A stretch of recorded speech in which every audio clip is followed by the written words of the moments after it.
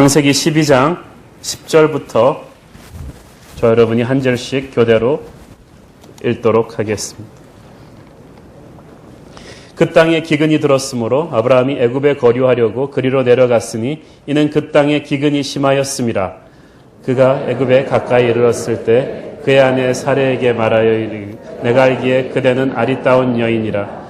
애굽 사람이 그대를 볼 때 이르기를 이는 그의 아내라 하여 나는 죽이고 그대는 살리리니 원하건대 그대는 나의 누이라 하라. 그러면 내가 그대로 말미암아 안전하고 내 목숨이 그대로 말미암아 보존되리라 하니라. 아브라함이 애굽에 이르렀을 때에 애굽 사람들이 그 여인이 심히 아리따움을 보았고 바로의 고관들도 그를 보고 바로 앞에서 칭찬하므로 그 여인을 바로의 궁으로 이끌어 들인지라. 이에 바로가 그로 말미암아 아브라함을 후대함으로 아브라함이 양과 소와 노비와 암수 나귀와 낙태를 얻었더라. 여호와께서 아브라함의 아내 사레의 일로 바로와 그 집에 큰 재앙을 내리신지라. 바로가 아브라함을 불러서 이르되 네가 어찌하여 나에게 이렇게 행하였느냐. 네가 어찌하여 그를 내 아내라고 내게 말하지 아니하였느냐. 네가 어찌 그를 누이라 하여 내가 그를 데려다가 아내를 삼게 하였느냐. 내 아내가 여기 있으니 이제 데려가라 하고 바로가 사람들에게 그의 일을 명하며 그들이 그와 함께 그의 아내와 그의 모든 소유를 보내었더라. 아브라함이 애굽에서 그와 그의 아내와 모든 소유와 롯과 함께 네겝으로 올라가니 아브라함에게 가축과 은과 금이 풍부하였더라. 그가 네겝에서부터 길을 떠나 베델에 이르며 베델과 아이 사이 곧 전에 장막 쳤던 곳에 이르니 그가 처음으로 제단을 쌓은 곳이라. 그가 거기서 여호와의 이름을 불렀더라. 아멘. 하나님은 우리를 축복하기를 원하십니다. 우리에게 새로운 비전을 주시고 새로운 약속의 땅을 주십니다. 하나님이 우리에게 주시는 비전의 인생은 우리를 흥분하게 합니다. 밤에 잠 못 이루게 하고 기쁘게 하고 풍성하게 하고 깊은 만족을 줍니다. 하지만 동시에 하나님이 주시는 이 비전의 인생을 걷다 보면 그 인생이 우리를 도전하고 우리를 흔들어버리고 우리를 아프게 하고 어떨 때는 너무나 답답하고 어두운 그런 힘든 골짜기를 거치게 합니다. 그래서 너무 힘들어서 그만 포기하고 싶게도 만듭니다. God wants to bless you and give you a life that will thrill you, fill you, and bring you deep joy and satisfaction. But that life will also challenge you, stretch you, frustrate you at times, so that sometimes you will feel like running away. 그러나 이때 절망하고 포기하면 안 되죠. 가끔씩 메인 포인트를 영어로 하는 이유는 우리 중에 그 외국인 회사에 다니시는 1.5세들이 많기 때문이며 우리가 좀 국제화를 지향하기 때문입니다. 결코 답답해하거나 슬퍼하지 마십시오. 믿음은 반드시 시련을 통해서 검증받습니다. 하나님이 아브라함에게 주신 약속의 땅에 딱 도착을 했는데 옛날에 있던 갈대아 우르나 하란에서는 전혀 보지 못했던 기근이 덮친 거예요. 하나님이 주신 약속의 땅에 도착했는데 기근이 왔어요. 이것이 굉장히 중요한 포인트입니다. 농경 목축업을 주로 하는 그 당시에 이렇게 심한 기근이 덮친다는 것은 요즘으로 말하면 최악의 경제 불경기가 덮치는 것과 똑같은 것입니다. 자, 어렵게 결심해서 하나님 말씀만 믿고 아들, 손자, 며느리 다 데리고 부하들 수백을 데리고 약속의 땅으로 왔는데 기근이 덮쳤어요. 여러분이 아브라함의 입장이었다면 어땠겠습니까? 굉장히 난감한 상황에 부딪힙니다. 하나님의 말씀 하나만 믿고 수많은 사람들을 이끌고 천리말리 타향에 딱 왔으면 풍년은 아니더라도 일단 먹고 살 수는 있어야 사람들 앞에서 할 말이 있지 않겠어요? 아브라함이 야 이것 봐. 하나님을 믿고 나를 따르니까 복을 받지 않아. 그러니까 하나님 말씀 순종해야 잘 되는 거야 라고 간증을 할 텐데 간증을 하고 싶은데 간증을 할 거리가 없어요. 체면이 안 서는 거예요. 설득력이 없어요. 이제 내가 무슨 권위로 이 사람들을 이끌겠는가. 하나님의 약속대로 했는데 말씀대로 순종했는데 이게 뭐가 대박이 터져야 되는데 더 어려워졌어요. 아브라함이 쥐구멍이라도 들어가고 싶었을 거예요. 여러분은 그런 경우가 없습니까? 하나님을 잘 믿고 내가 하나님에게 대해 새로운 헌신을 하기로 결심하고 시작했는데 그러면 그때부터 하나님의 사업도 좀 쫙쫙 펴주시고 안 되던 딜도 뚫리게 하시고 자식도 명문대학에 좀 쑥쑥 들어가지고 부부관계는 화목해지며 몸도 건강해져야 암도 낫고 이래야 이제 좀 간증할 거리가 있을 텐데 주님을 위해서 헌신했는데 몸은 더 아파. 그리고 부부싸움은 더 하는 거예요. 사업은 더 어려워져요. 이러면 고통스러워집니다. 순종해서 약속의 땅으로 갔는데 인생이 처음에 오히려 더 힘들어지는 거예요. 이때 도대체 어떻게 해야 합니까? 오늘 이런 상황에서 아브라함은 우리가 어떻게 반응하지 말아야 할지를 잘 보여줍니다. 기근은 우연히 오는 게 아닙니다. 하나님의 사람이 하나님의 말씀을 순종하고 걸어가는 비전의 그 인생 코스는 하나님이 완전히 주관하세요. 그러므로 천지를 주관하신 하나님께서 허락하신 고통입니다. It is a suffering, the suffering that happened under God's permission. 하나님이 허락하신 고통이에요. 하나님이 허락하신 고통에는 하나님의 뜻이 있어요. 그것은 아브라함의 믿음을 강하게 다지기 위해서였습니다. 하나님은 반드시 우리 장래에 소망을 주십니다. 축복을 주십니다. 그러나 그 축복이 너무 크고 엄청나기 때문에 그 축복을 담을 만한 그릇으로 우리를 준비시켜야 합니다. He will bless you. His blessing is so large that you have to be prepared. 이 그릇이 준비가 돼야 돼요. 강하고 단단하게. 그래서 어려운 상황이 옵니다. 단련을 하지 않는 믿음은 강해지지 않습니다. 죽고 싶은 만큼 어려움을 통과하지 않으면 영적인 근육이 생기질 않아요. 제가 한번 헬스클럽에서 운동을 하는데 이렇게 처음에 코치가 해준 대로 그 다음에 제가 이제 몇 가지 기구를 이렇게 들었다 내렸다고 가는데 저쪽에 있던 젊은 코치가 제가 하는 걸 딱 보더니 자기를 좀 보재요. 그 친구는 헤라클레스 같아요. 이렇게 딱 다 잡혀가지고 나이는 저보다 훨씬 젊은데 첫 번에 딱 한다는 말이 선생님 같이 운동하시는 건 운동이 아닙니다. 그게 무슨 말이냐 그랬더니 자기가 가만 보니까 저보고 일반인이라 그러다. 일반인들은 보통 운동을 할 때 어떤 기구를 할 때 좀 한 10번쯤 들다가 힘들어질만 하면 놓고 또 쉬었다가 딴 거 한다는 거. 그럼 당연히 그런 게 아니냐 그랬더니 이렇게 뭐 벤치프레싱 같은 걸 할 때도 이렇게 들 때 근육이 찢어질 만큼 아픈 그 시점부터 근육이 생기는 때래요. 그런데 선생님 같은 일반인들은 그때 딱 포기하고 간다는 것이고 그러면 아무것도 아니래. 러닝머신을 뛸 때도 우리는 좀 뛰다가 가슴이 콩닥콩닥해질 정도로 힘들면 아 주의 뜻인가 보다 하고 내려와서 이제 쉬잖아요. 그러는 게 아니라는 거예요. 가슴이 콩닥콩닥해지는 그때부터 운동이 근육이 생기는 거래요. 그걸 참고 나가야 찢어질 듯한 고통 속에서 근육이 생기고 몸이 좋아지는 거지. 선생님처럼 하다가 힘들면 그만하고 하다가 힘들면 그만하고 이래가지고는 아무것도 안 된다는 거. 새파란 친구한테 한바탕 야단을 먹고 나서 그렇게 운동해보니까 너무 힘들어요. 그런데 믿음이 그렇습니다. 믿음의 길을 떠나면 항상 처음에 근육이 생기는 그 시점에 끊어질 듯이 아픕니다. 우리가 익숙하던 과거 시스템과 다른 고통이 와요. 비바람이 몰아쳐요. 그러나 하나님께서 그래서 초장에 우리를 잡으시는 거예요.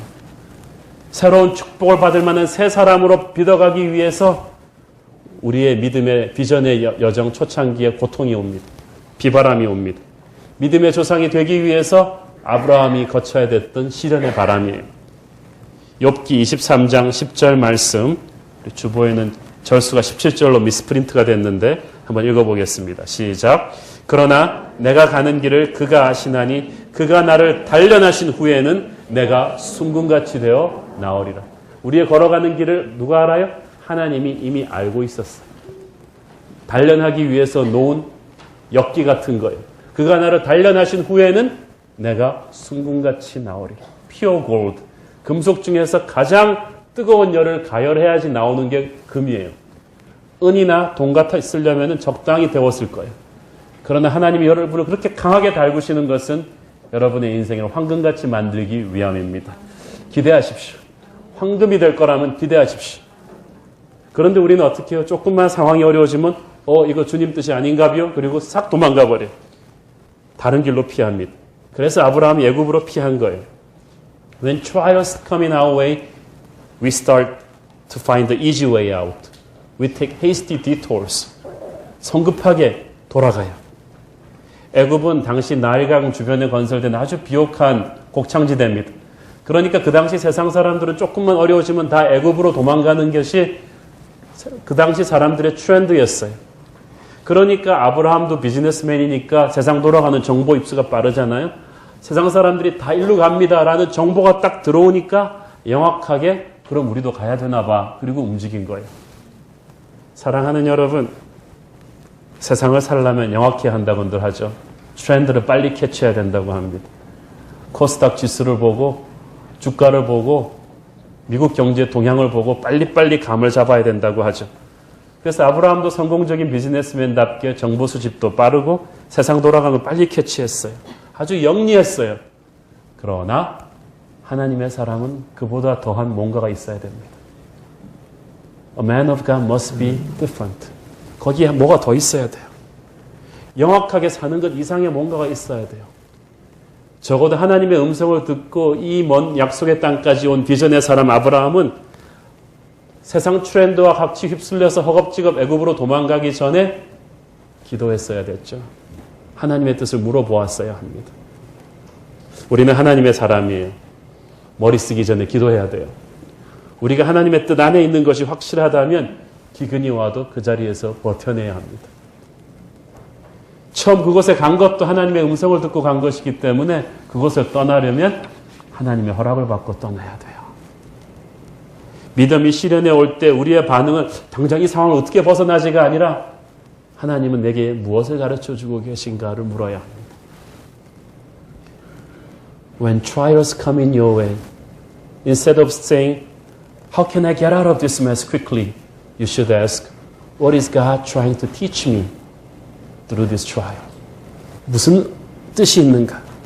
그것을 알기 위해서 우리는 우리의 생각을 접어두고 기도해야 하는 것입니다.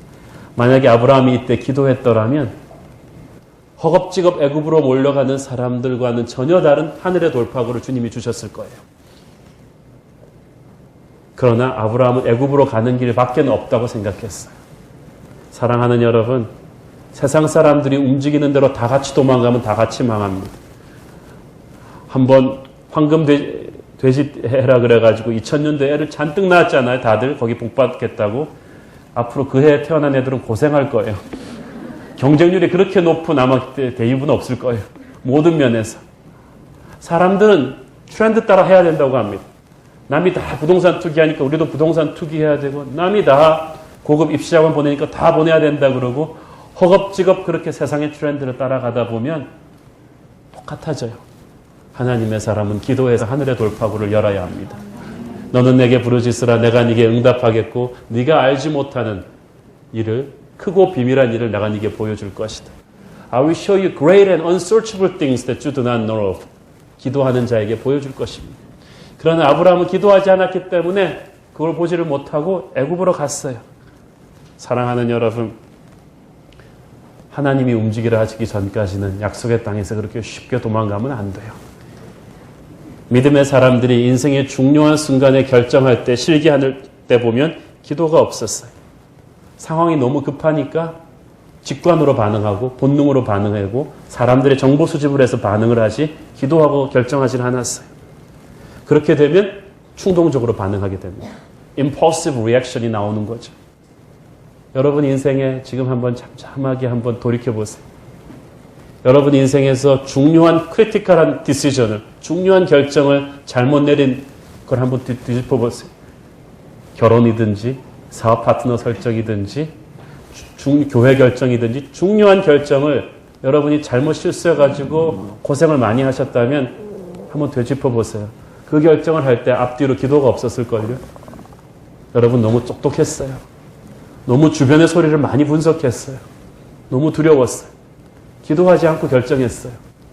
그리고 나무는 두고 여러분 가슴에 올무가 되는 고통이 옵니다. 하나님의 사람이 기도보다 생각을 더 많이 하면 항상 인생이 더 꼬이게 돼 있어요. A man of God, if you think more than you pray, your life will get more complicated. 더 꼬여요. 그러므로 우리 인생 위기의 순간은 기도해야 하는 순간이지 고민해야 되는 순간이 아닙니다. 그런데 기도해야 될 때 고민하니까 악한 결정이 나오게 돼요. 그래서 아브라함이 먹고 살기 위해서 영리하게 해버린 결정, 허겁지겁 해버린 그 결정, 애굽으로 도망가는 그 결정 뒤에는 그 다음부터는 아브라함이 잘 됐을까요? 전혀 예기치 못했던 새로운 어려움이 기다리고 있었습니다. 이 아브라함이 애굽에 딱 갔더니 그 다음부터 나오는 코미디 같은 에피소드가 나오죠.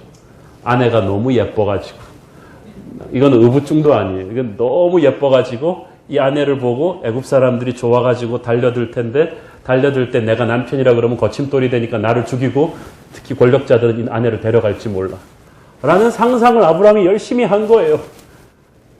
근데 그 당시 사라의 나이가 65세였거든요.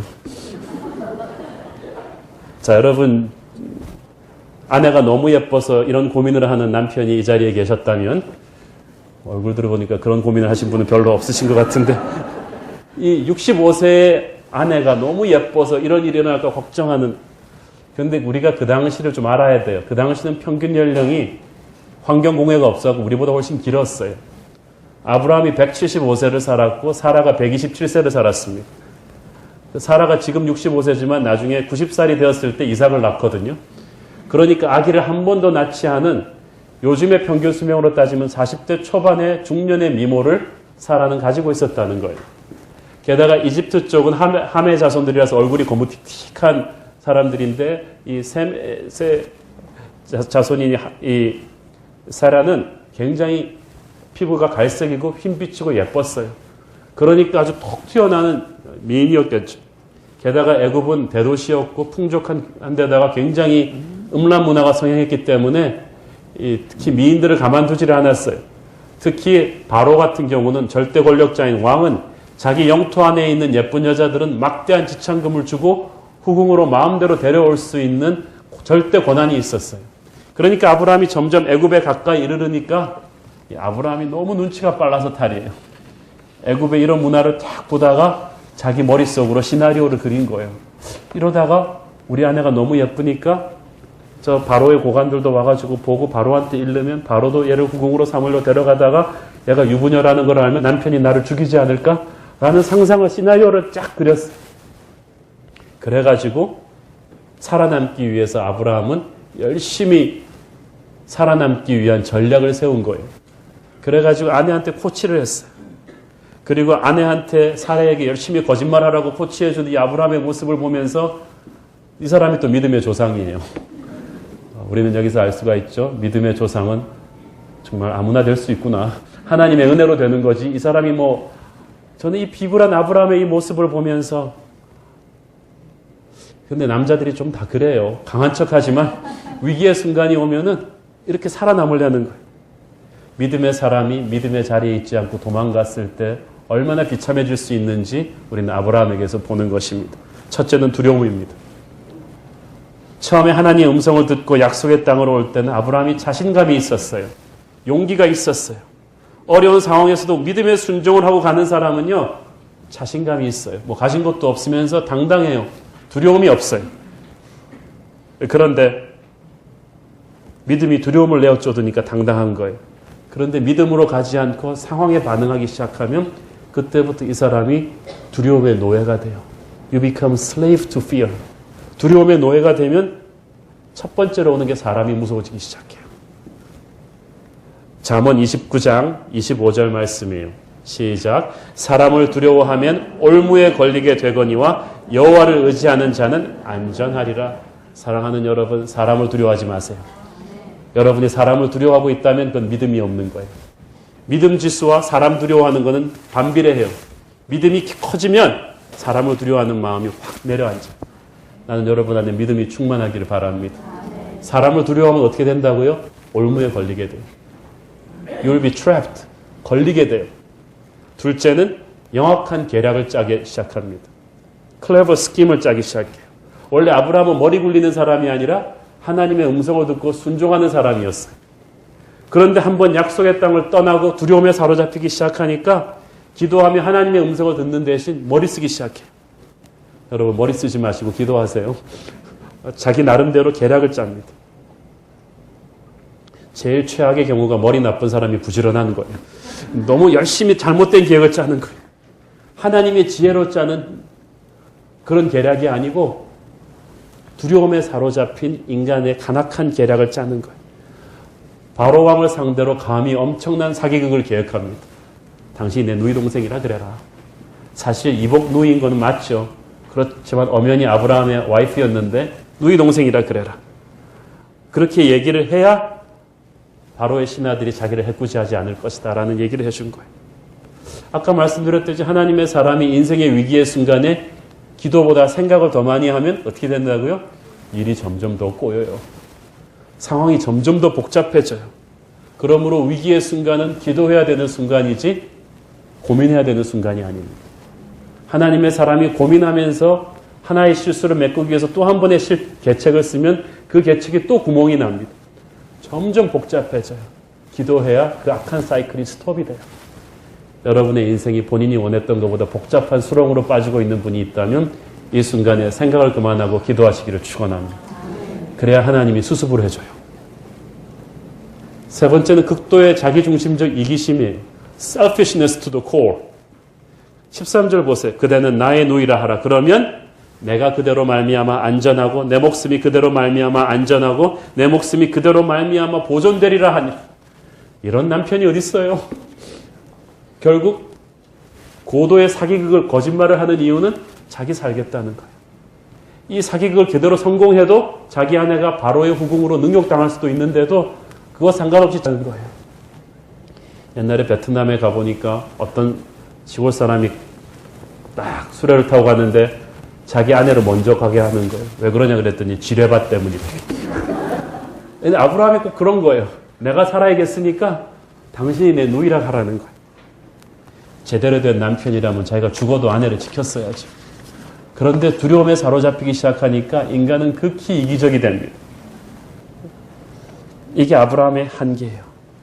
지금껏 은혜로 그를 이끄셨던 하나님을 믿었다면 이런 어리석은 자구책을 취하진 않았을 텐데 잠언 3장 6절 말씀 다 함께 읽겠습니다. 시작. 너는 범사의 그를 인정하라. 그리하면 너의 길을 지도하시리라.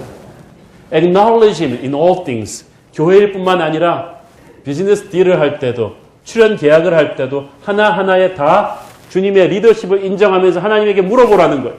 기도하라는 거예요. 그리하면 he will coach you. 네 길을 지도하실 것이다. 지뢰밭 속으로 다닐지라도 하나님이 너를 지도하실 것이다. 하나님에게 물어보지 않은 길을 가다가 망하는 것에 대해서 화내지 마십시오. 하나님이 지도하시는 길은 하나님이 책임집니다. 아브라함은 물어보지 않고 머리 쓰다가 점점 복잡해져요. 그래서 어떻게 됩니까? 축복의 통로에서 재앙의 통로가 되는 거예요. 애굽의 수도에 도착하니까 아브라함의 예상대로 바로의 부하들이 와서 사라를 데려갔고 궁으로 데려갔다는 말은 바로의 후궁이 되기 위한 준비 과정을 거쳤다는 거예요. 목욕을 시키고 이집트의 예의 범절을 가르치고 조금만 그대로 놔뒀으면 믿음의 조상의 어머니가 아내가 될 이 사례가 이 바로에게 몸을 더럽히게 될 상황이었어요. 남편 아브라함의 실수 때문에 믿음의 민족의 어머니가 되어야 될 사례의 운명이 더럽혀질 위기에 처한 거예요. 하나님의 계획이 부서질 위기에 처한 거예요. 그러나 인간의 실수로 있었다 할지라도 하나님께서는 자신의 계획이 무너지게 방치하지 않습니다. 바로 간섭하십니다. 직접적으로 간섭하십니다. 그래서 바로의 집에 사로가 들어가자마자 뭔지 알 수 없지만 엄청난 재앙이 몰아닥친 거예요. 산전수전 다 겪은 바로도 벌벌 떨 정도의 재앙이 사례가 들어가면서부터 일어난 거예요. 우리는 그 재앙이 무엇인지 알 수가 없습니다. 바로가 어떻게 그 재앙의 원인이 사례 때문이었는지 알았는지도 알 수가 없습니다. 아마 재앙이 닥치니까 물어봤겠죠. 그러니까 사례가 정직하게 아마 고백을 했겠죠. 자, 이거 보세요.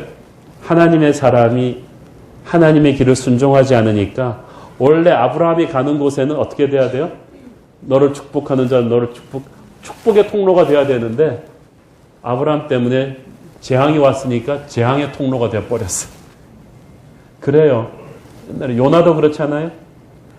하나님이 니느웨를 가라 그러는데 다시스로 도망가니까 괜히 요나를 태웠기 때문에 그 배에 탄 불신자 선원들은 죽을 뻔했잖아요. 사랑하는 여러분, 하나님이 하나님의 사람을 중심으로 역사를 몰아가십니다.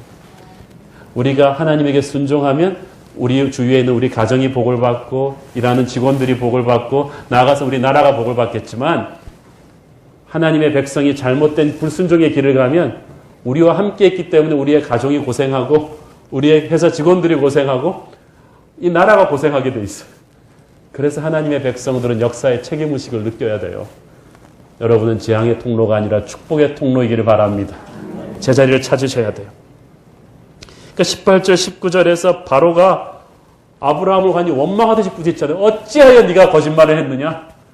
왜 네가 거짓말을 해서 내가 이 고생을 당하게 하냐고 불신자 바로가 믿음의 조상 아브라함을 신나게 꾸짖어. 너 인생 똑바로 살아? 그렇게 살지 마라. 그러면 왜 거짓말하냐고.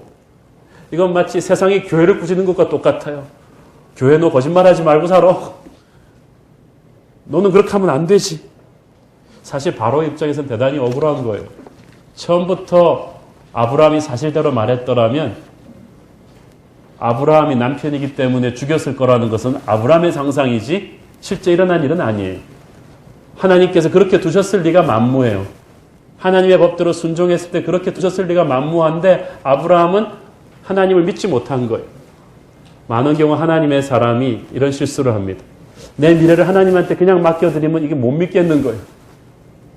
그건 마치 골프 치다가 안 되니까 타이거 우즈한테 맡겨놓고 타이거 우즈가 쫙 샷을 성공시키려는데 와가지고 타이거 우즈를 못 믿겠는 거예요. 너 잘 칠 수 있어? 그런 것과 똑같아요. 타이거 우즈가 졸면서 쳐도 우리보단 잘 치죠. 하나님한테 맡기고 안심하세요. 껴들지 마세요. 생각을 하면 안 돼요. 그런데 우리가 믿지 못하니까 아브라함 나름대로 계획을 짜다가 이 난리가 터진 것입니다. 어쨌든 하나님의 사람 아브라함이 우상을 섬기는 바로한테 야단 맞습니다. 너 왜 거짓말 했느냐고. 하나님의 사람이 하나님의 사람답게 살지 못하면 불신자들한테 야단 맞아요. When a man of God fails to live as a man of God, you will be rebuked, even by the non-Christians. 그리고 그 말이 옳으니까 아무 소리 못해요. 세상 사람들한테 야단 맞지 않게 되기를 바랍니다. 세상 사람들이 교회를 핍박은 해도 존경은 해야죠. 하나님의 사람이 하나님의 사람답게 살아야 존경을 받고요. 존경을 해야 세상 사람들이 언젠가 하나님을 믿어요.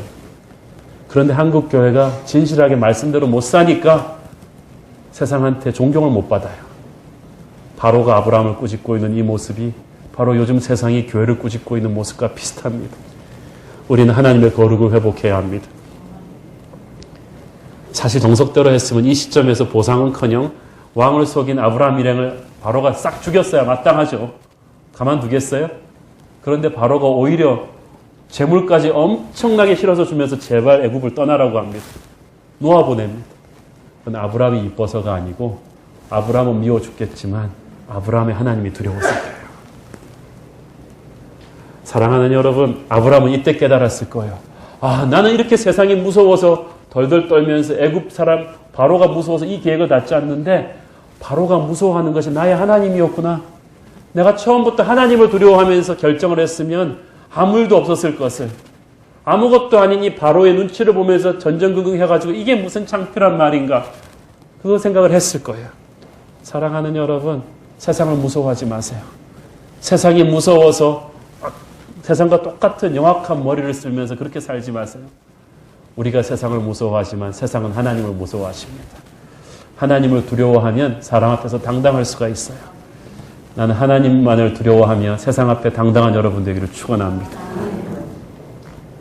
13장 1절을 보니까 애굽에서 그 가정의 위기와 온갖 수치를 다 겪은 아브라함이 마침내 약속의 땅으로 돌아오는 모습을 봅니다. 근데 2절을 보니까 아브라함이 돌아오는데 가축과 은과 금이 풍부하였더라고 했습니다. 왜냐하면 아까 말씀드렸듯이 바로 왕이 사례를 후궁으로 데려가면서 지참금으로 엄청난 재물을 주었기 때문입니다. 그러니까 아브라함은 아내를 누이라고 거짓말한 덕분에 굉장히 부자가 돼서 돌아온 셈이 되어버렸어요. 그리고 창세기 16장을 보면은 아내 사례도 애굽에서 왕국에서 쓰는 아주 고급 미인 몸적인 하가를 또 거기서 선물로 받아서 데리고 와요. 그러니까 한바탕 난리를 치르긴 했지만 어떤 혹자는 말하기를 결과적으로 보면 아브라함은 더 잘된 거 아니냐. 이런 것이 없지 않냐. 이렇게 많은 재물도 고급 여종까지도 얻고 왔는데 아브라함한테는 결과적으로 잘된 게 아니냐고 질문하는 어떤 분도 계셨습니다. 그러나 모르시는 말씀. 아브라함이 애굽에서 모은 재물과 애굽에서 데려온 여종 하갈은 그 후 아브라함 가문의 인생에 치명적인 재앙의 씨앗이 됩니다. 조카 롯이 같이 갔다 왔다 그랬죠. 애굽에서 그 많은 재물을 받을 때 영리한 조카 롯도 한몫 단단히 챙기고 그 애굽의 물질 문화를 그 사치한 방탕의 문화를 조카 롯이 빨리 픽업을 합니다. 이렇게 얻은 재물을 가지고 조카 롯은 아브라함 집안 안에서 순식간에 자기 세력을 불려서 다음 주에 다루겠지만 삼촌의 가슴에 못을 박고 가문을 양분시켜서 떠나게 돼요. 그리고 애굽에서 사라가 데려온 그 여종 하갈을 아브라함이 임신시켜서 약속의 씨앗이 태어나기 전에 이스마엘이라는 아이가 태어나면서 아브라함 집안에 큰 내분이 일어납니다.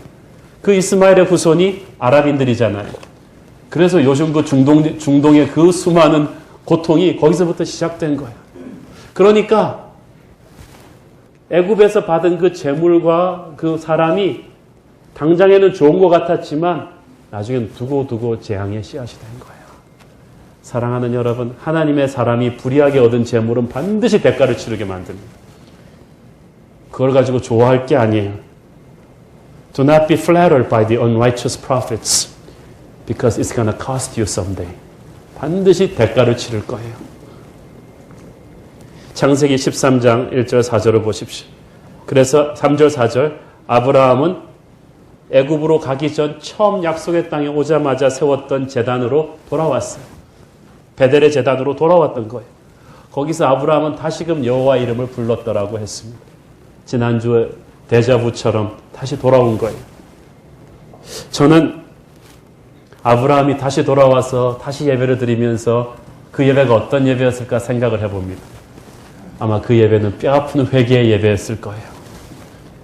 믿음의 시련을 견디지 못하고 함부로 애굽으로 도망가 버렸던 자신의 죄를, 그리고 살아남기 위해서 허겁지겁 머리 쓰면서 아내를 희생시키며 거짓말했던 자신의 죄를, 그래서 이방인 바로에게까지 거짓말하며 살지 말라고 야단들었던 자신의 죄를 하나님 앞에 회개했을 거예요.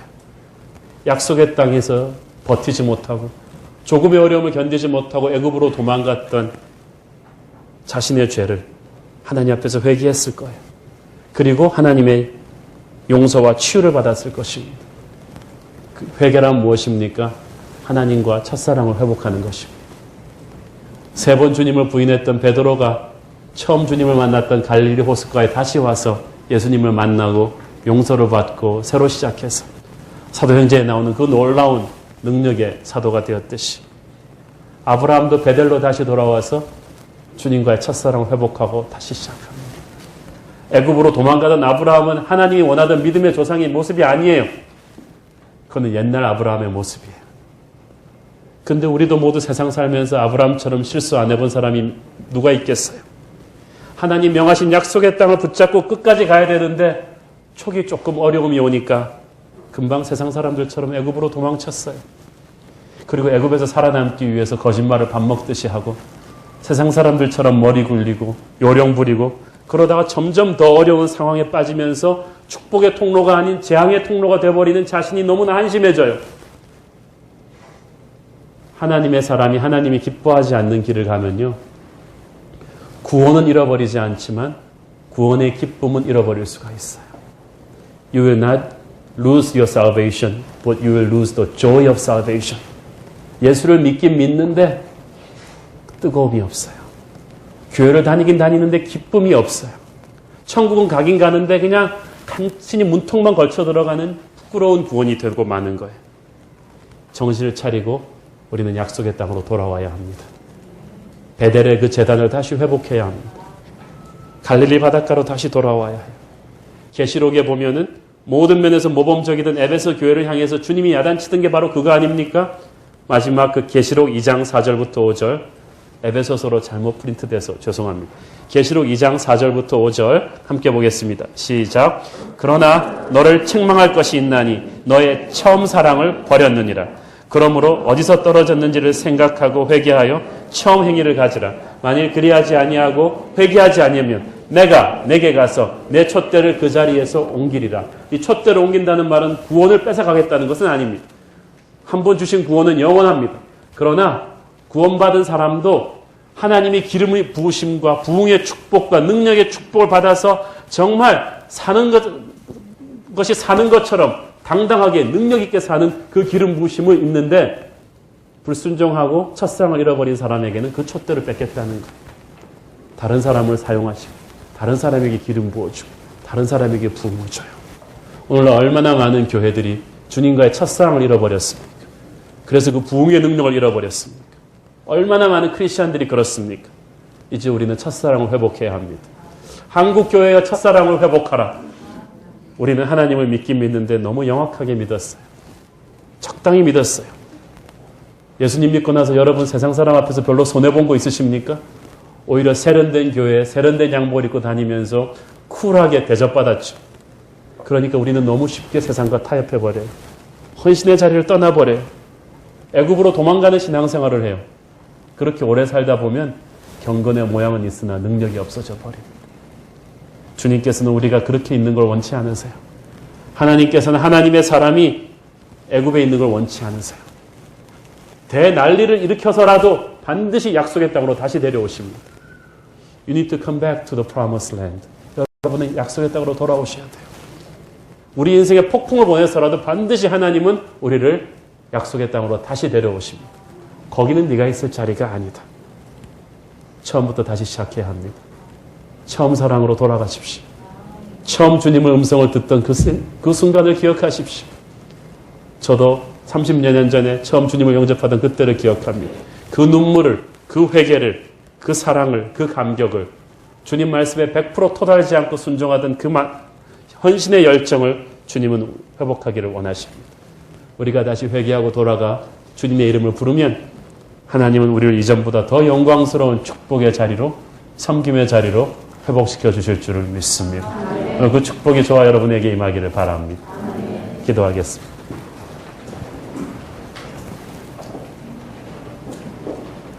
사랑하는 아버지, 은혜를 감사합니다. 주님이 가라고 명하신 약속의 땅이었는데 초기 조금 어려움이 온다고 해서 나는 너무 쉽게 애굽으로 도망가 버렸습니다. 기도하지 않고 너무 빨리 머리로 반응했고 세상 사람들의 말을 듣고 결정했고 상황을 보고 판단해서 하나님의 사람이 하나님의 자리에 있지 않고 약속의 땅에 있지 않고 애굽으로 도망갔습니다. 도망간 애굽에는 내가 알지 못하던 새로운 어려움들이 기다리고 있어서 나로 하여금 거짓말하게 하고 내 인생을 더 복잡하게 만들었습니다. 이제 주님이 내게 오십니다. 나를 첫사랑의 자리로 돌아가기를 원하십니다. 주님, 나를 그 자리로 돌아가게 하여 주시옵소서. 타협하며 적당히 이기적으로 살았던 신앙생활이 아닌 베델의 제단을 다시 쌓는 순도 100%의 첫사랑을 회복시켜 주시옵소서. 예수님의 이름으로 기도합니다. 아멘.